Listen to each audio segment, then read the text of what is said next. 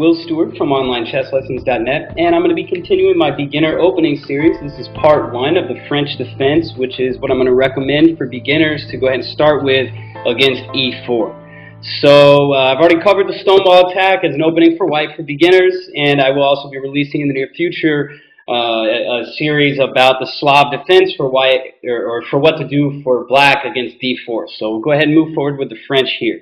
So this is the characteristic structure. You know, there's just these two moves for each side here. This is the French defense. This is what it's all about. So the main replies are going to be knight to c3, knight to d2, as well as an immediate e5. So that's kind of the main stuff. It's also possible to take the pawn on d5. So right now I'm going to focus on the most critical line with knight c3. This seems to be the most aggressive move. White is, protecting the pawn, putting a little pressure on d5 as well.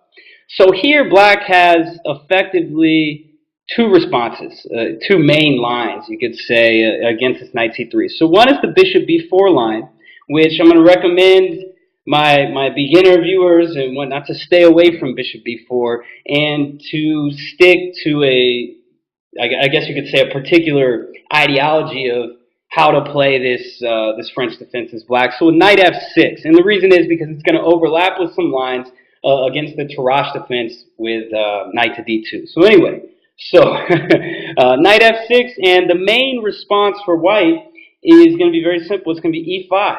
And now black is going back. This might seem a little strange. Why give white this space? And the most aggressive reply here for white is play f4. And so this is the Steinitz attack. And now black is going to play c5. White will go with knight f3 and let's say knight c6. And so in this position, this is such a good example, an illustration of all the tension that's possible in the French defense.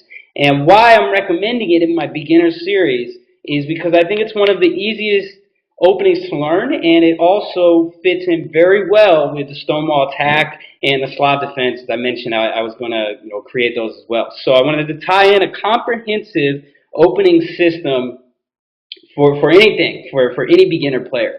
So with the French defense, this is what it's all about. There's just, white's got this big pawn center, a lot of pawns on the dark squares here, very strong pawn wedge, and black is playing to, it's kind of like a debate. White is saying, I've got the space, I got this strong center, and black is saying, wait a minute, is that really a strong center or is it a weakness? So black's whole game is really going to just revolve around putting pressure and trying to target those big pawns in the center.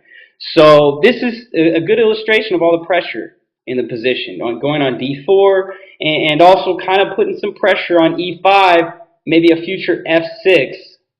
If this is clear, this kind of stuff, just trying to attack those white pawns there. So that's what the position, this is what the French is all about. So knight c6, and now let's say bishop to e3. So I believe this is the aggressive Boleslavsky variation. Seems to be the most typical response, most principled, I guess you could say. And so here, black again has got to make a choice.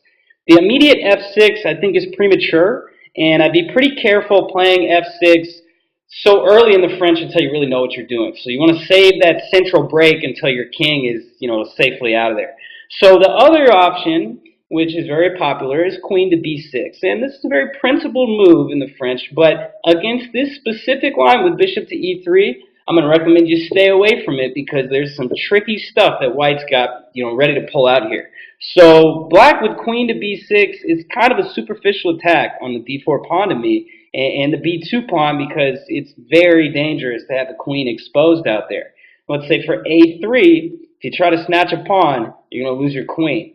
Knight to a4, nice little trap in this line, and the queen on b2 is completely trapped. It has nowhere to go, and black can just resign, before 10 moves. So queen to b6, it's a beginner opening strategy. Let's keep it simple, right? So a6 here, and this is a very this plan has been employed by many a strong player.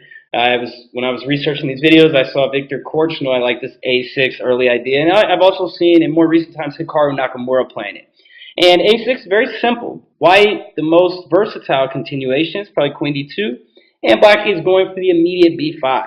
So while these moves might seem kind of strange, we always tell beginners that you got to develop all your pieces in the opening and you know worry about the pawn moves after your king is safe and everything. But it's critical in this position to continue playing really actively and creating pressure. You know, threats of b4, threats of taking the pawn on d4, for example. There's a lot of tension in the position. And so if pawn takes, really at any time, if you haven't moved the bishop, I'd say just keep it simple and exchange with the bishop. You know, develop that bishop with a tempo. And, you know, even if takes, yes, black is going to be left with a bad bishop, but, you know, you got some pressure in the center. Maybe you can try to get a knight on e4. And if white doesn't take the pawn, what we were just looking at, let's say white just plays, I don't know, bishop to e2, for example. Now it's possible to continue with a move like b4 or bishop to b7 and just continue and complete your development naturally. I mean, let's go with a normal line, maybe bishop to e7. And I think, you know, we've kind of gone far enough for this video. I think we can say here that black has got a very comfortable game, maybe f6 coming to undermine these pawns even more.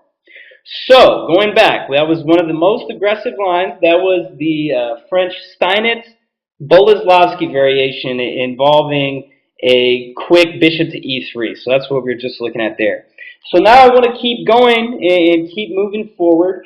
And I want to check out another kind of typical, you know, that was the main line and one of the main ideas for black against e5 and f4.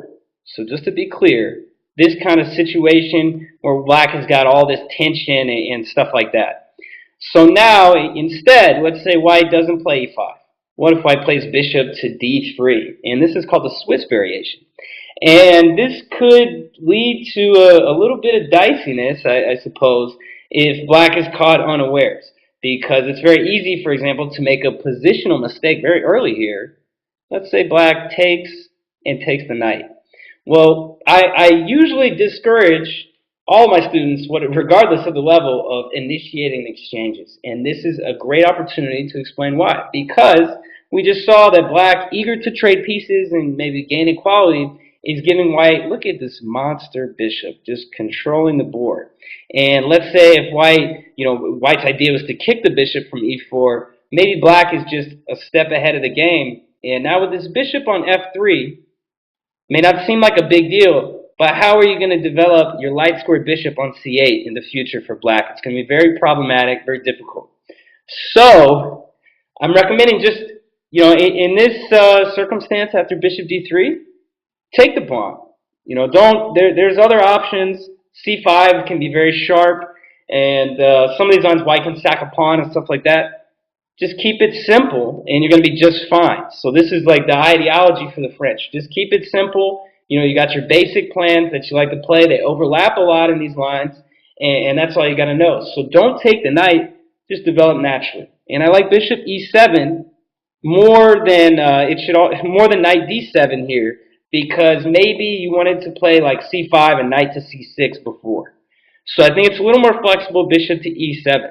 Should also point out, queen takes d4 is going to lose on the spot. You're going to drop a queen to bishop b5 check, opening up a discover attack on the black queen.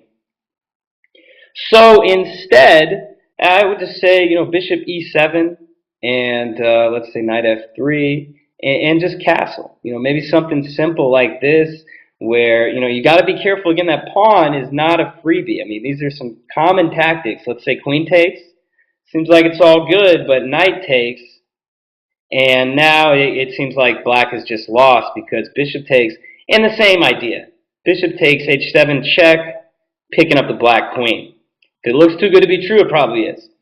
So, but even still, I mean, just a common, you know, I'm going to give some sample moves here. Let's say bishop f4, white's developing, and maybe just a common idea for black. It's a good idea to develop the knight here and get it all ready. And maybe to just go ahead and play b6. And now, you know, if takes, knight takes is just fine. You need to be careful. You don't want to let this bishop get this aggressive post here. But, you know, either way, I mean, this is a very basic, you know, standard plan in this Swiss variation here to try to play and achieve counterplay in the center. maybe c5 at a later date. So this is just a good way to play against a lot of these systems. It overlaps where you exchange and just play calm, natural developing moves. Let's go ahead and get the king out and try to play. There's also, instead of b6, c5, the immediate c5, where you're going to liberate and maybe you can get your queen out. There's a couple different plans there. So those are some good ideas of the basics. And for the last part of this video, I want to wrap things up with the knight c3 here, usually the winnower in some lines. So I want to wrap things up with a different line called the burn variation. And I've seen this in a good couple of GM games. It's similar to the Swiss variation we just looked at with bishop to d3, but the burn variation is going to go with bishop to g5 here, a little bit more aggressive. And here's the same principle, what I'm talking about, this French ideology. Just keep it simple. A lot of the lines are going to transpose or have very similar concepts, and just take the pawn. Nothing crazy here. Just take the pawn. Bishop e7, this is just fine. I mean, it's very similar to what we were just looking at. Something like, I'm trying to drop a piece here, right? So maybe takes, stuff like this, I mean, this is very, very basic stuff. Just bishop to e7.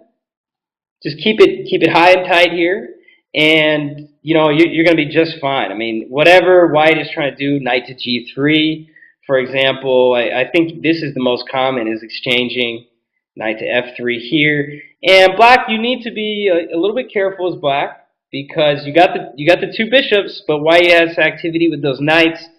But honestly, I think that you just want to try to break white's center and use your two bishops. Let's say knight here, castles, and b6 with the idea of playing c5, bishop b7. Black is going to be just fine. It's very similar to what we were just looking at. Some slight differences, but when you end up exchanging that pawn on e4 in these lines like this, just keep it simple. Just develop logically, and you're going to try to lash at white's center with moves like c5 later, or a lot of times maybe you want to develop the white square bishop with b6 and a fianchetto later as well. So that does it for part one of my new series, the beginner opening series on French defense. And keep an eye out for parts 2 and 3 coming up soon. So this is Will Stewart from OnlineChessLessons.net, and thanks for tuning in.